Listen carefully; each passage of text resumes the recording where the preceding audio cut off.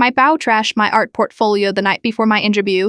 Now he wants my gallery space. I still remember the night before my big art school interviews, paint under my fingernails, sleep deprived, but finally satisfied with my portfolio.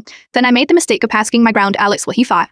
Dave, this is just a hobby. Why waste money on art school? He flipped through my work with dismissive eyes. You are not free to talk, Lo. When I insisted this was my dream, his face changed. If you really want my opinion. He grabbed my favorite white rose, a piece I'd spent weeks perfecting, and tore it in half. This is garbage. I am doing you a favor. I watched in horror as he methodically destroyed 6 months of work, shredding canvases and crumpling sketches while explaining how he was saving me from embarrassment. When he finished, he kissed my forehead and said, "You'll thank me someday." I spent that night secretly collecting scraps from the trash, crying on my best friend desk bathroom floor as we frantically assembled a makeshift portfolio from what could be salvaged. The next morning, I walked into that interview with puppy eyes and taped together Oprek. I explained to the panel that my apartment had flooded, a lie that felt less humiliating than the truth. Somehow, against all odds, they saw potential in my damaged work and the raw emotion behind it.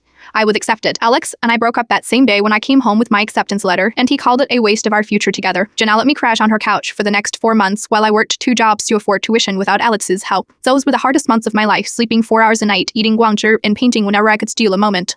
Fast forward 6 years, last month I opened my own small gallery in Brooklyn after my work went braid round tickle couve, nothing fancy, but it's mine, every paint splattered square foot representing everything I fought for yesterday. My phone lit up with a text from a number I deleted years ago.